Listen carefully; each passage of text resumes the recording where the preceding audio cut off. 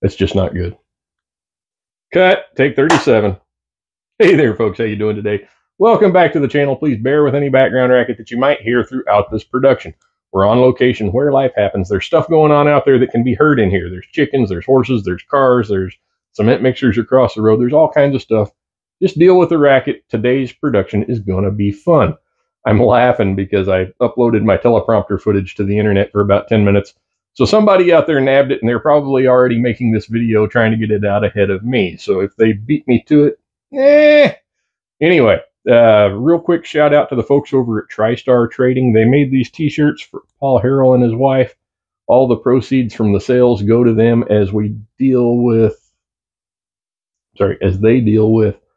the inevitable life happening with him. That's, if you're not familiar with the situation, Paul appears to have terminal cancer.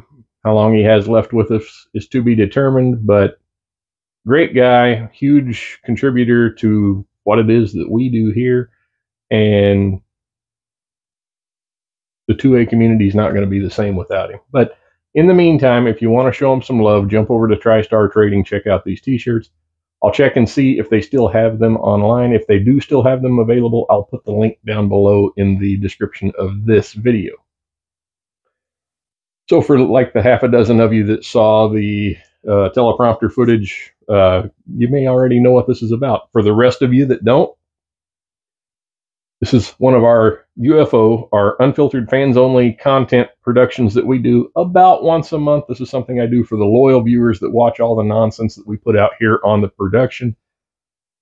If you haven't seen one of these before, feel free to stick around. They're normally fun. The last several have been part of a top 5 series that we produced, mostly firearm related. This one will be no different. This one is going to be, well, as some of you already know, I've got 12 and a half minutes of teleprompter footage for this. Let me get into that. All right. While reading through the February 2024 issue of Guns and Ammo magazine, I came across a well-written article by Handgun editor James Tarr, which highlights a topic that I've had on my to-do list of top 5 videos for our UFO content viewers. Drawing on Tarr's commentary alongside the observations I've made over the years, I compiled a list for you of the top 5 ways EDC has gotten better in my lifetime. Let me preface that by saying that there are conflicting arguments on what constitutes a good everyday carry weapon. On one hand, there is the carry as much gun as you can argument, an idea that certainly is not without merit and depending on the circumstances might be the best choice in some situations, while on the other side of the aisle are the adherents to the less is more or the Beretta Tomcat in your pocket is better than the full-size 1911 you left at home ideology. Without choosing sides in that contest, as I've found myself in both camps before, today we'll focus not so much on what you carry as what's available to carry. Number 5, frame materials have gotten better. It was back in the 1990s when I first started caring about defensive handguns. Back then, and for many years before that, the majority of handgun frames were made out of some kind of metal. Most early offerings were made of steel and had traditional finishes that were prone to rust when exposed to corrosive elements like sweat or humid environmental conditions. Nickel plating was used with limited success to counteract the effects of moisture on steel frames, but it wasn't perfect and was seen as an expensive upgrade over standard bluing. While most of you are probably aware of it, I'll mention this for those that aren't. Bluing, browning, or even parkerizing as a firearm finish is merely a form of controlled rust. More on finishes later.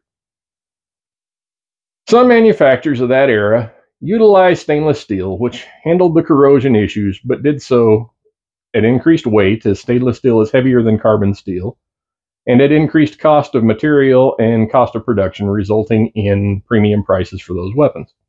Now, by the 1970s, some long-established and reputable manufacturers like Colt and Beretta had started making frames out of billet aluminum alloy to help reduce weight of handguns, as well as to offer some degree of corrosion resistance. While some other, we'll call them less reputable companies, had taken to producing pistols made out of a pot metal alloy known as Zamac. I'm not talking about High Points here, even though their slides are made of the same garbage.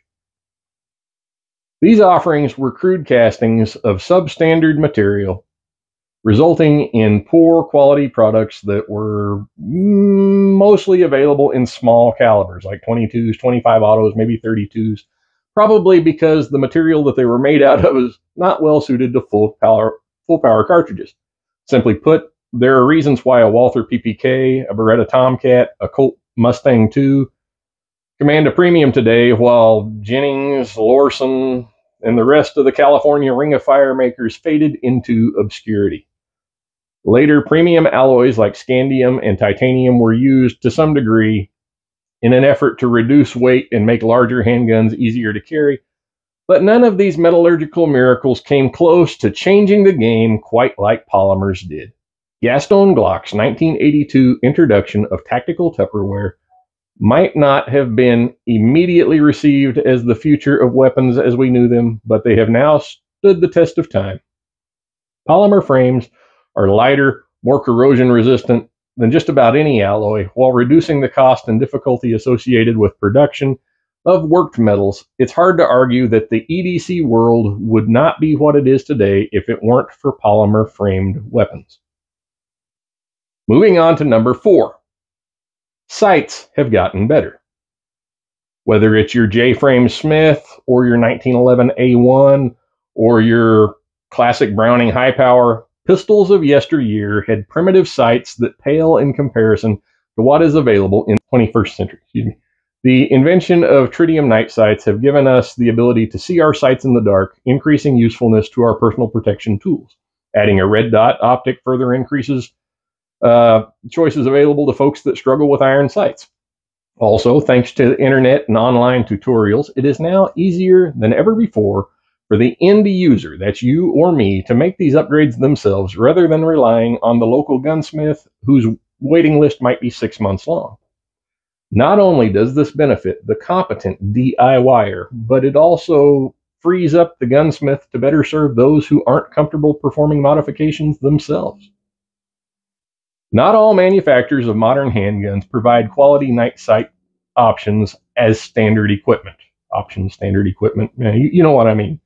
Glock factory sights are literally made to throw away.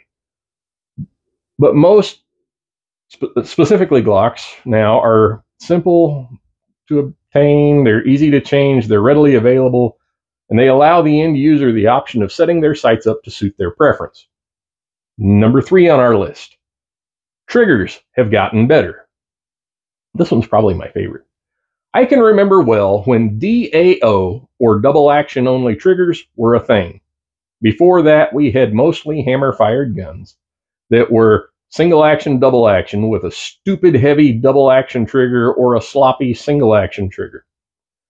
But even on pistols that were not equipped with DAO or some kind of decocker, manufacturers of certain firearms wanted to make certain that you wanted to pull the trigger before you were able to do so. Trigger pulls, even 20 years ago, were really bad out of the box.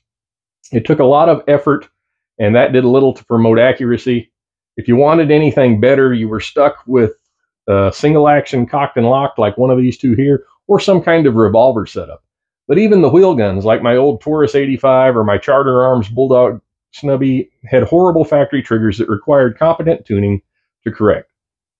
There are exceptions to that, but largely that was what one had to deal with. Even in the modern era, we've been plagued by an entire host of guns with crummy trigger pulls. Ruger LCP. Literally anything made by Kel-Tec in the early 2000s. The Taurus Millennium series all the way up through the G2. Car Arms, Sky, Diamondback. The list goes on and on. This Ruger LCR has so much trigger slap that it's absolutely painful to shoot more than a few rounds through it. To those that are already banging away on their keyboards, I understand full well that any trigger can be mastered through practice. However, I don't think that it should be painful to do so. But alas, if the latest generation of striker-fired weapons has given us anything, it is the ability to get some pretty decent guns with good trigger pulls. The Canik Mate MC9, the Kimber R7 Mako, the SIG P365, hi baby, the Hellcat, the GX4, and a handful of others all have triggers that are a joy to pull. The improvements to the striker-fired trigger aren't limited to the micro-sized weapons either. Some of the latest full-size, like the Walther PDP, the Canik TP9 Elite Series, they're shining examples of what manufacturers are getting right. Now, as much as it pains me to say so, Glock settled on mediocre in the trigger department years ago and has had the cruise control set ever since.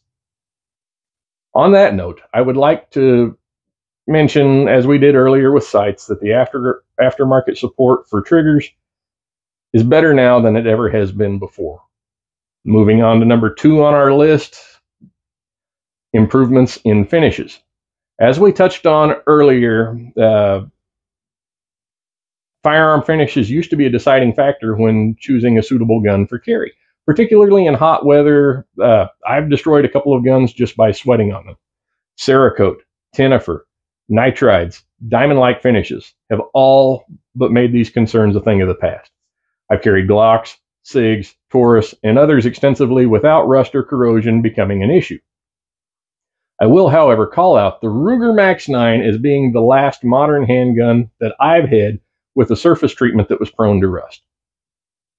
Even if you have a firearm that shows signs of finish breakdown or rust, there's good news. In the spirit of DIY, end-user products like Cerakote, Duracoat, Alumahide can all be applied to firearms with relative ease. As the millennials on TikTok are quick to point out, no top 5 list is complete without an honorable mention. The honor tonight goes to improvements in ammunition, as the FBI Miami shootout in 1986 directly resulted in the shift away from revolvers to favor automatics. So the North Hollywood shootout in 1997 led to the FBI replacing the 9mm with the 10 due to issues with terminal performance and stopping power. Most of us know what happened there, but for those of you that don't, there was about a 20-year period where law enforcement departments and self-defense experts around the country pushed for the carry of the likes of the .40 Smith & Wesson, the .357 SIG, and even the venerable .45 ACP, all while the rest of the world continued to shoot the 9mm. Well, as I have mentioned on here time and time again, technology has improved significantly in the past few years. Take the cell phone out of your pocket and take a look at it. You can do things with that phone that you would have been hard-pressed to do with the one that you carried 10 years ago, 20 years ago. The same can be said for bullet design. They've gotten better than they used to be. Because defensive ammo has gotten better, you can now carry a large selection of adequate weapons that didn't even exist a few years ago. And that brings us to number 1 on our list, and that is that capacity has improved. While accurate shooting data on defensive shooting statistics may be difficult to obtain, few folks would argue that more is better when it comes to rounds on tap in a gunfight. For years, the standard for small-statured defensive handguns came down to your choice of a 5-shot snub-nose revolver or a single-stack semi-auto holding 6, maybe 7+1. All that changed in 2017 when Sig Sauer released the P365. That happens to be my everyday carry. Hold on there, Kel-Tec P11 guys. I know Kel-Tec came out with the P11 in 1995. I also know they were never hugely popular, and I know why. Besides feeling like some kind of dime store cap gun with the recoil impulse of a mousetrap, Kel-Tec equipped the P11 with one of those 9-pound double-action-only trigger pulls that we were complaining about in number 3 on this list. With the market literally flooded with purpose-built defensive handguns with 10+1 or greater capacity, there has never been a time like the present to arm yourself where legally able to do so. Now, I could go on and on about this, but I think I've gone on long enough. Folks, we are living in the golden age of handgun carry at this moment. Go out and find yourself something to carry, practice with it, become proficient with it, and keep yourself safe. Until next time, take care. God bless.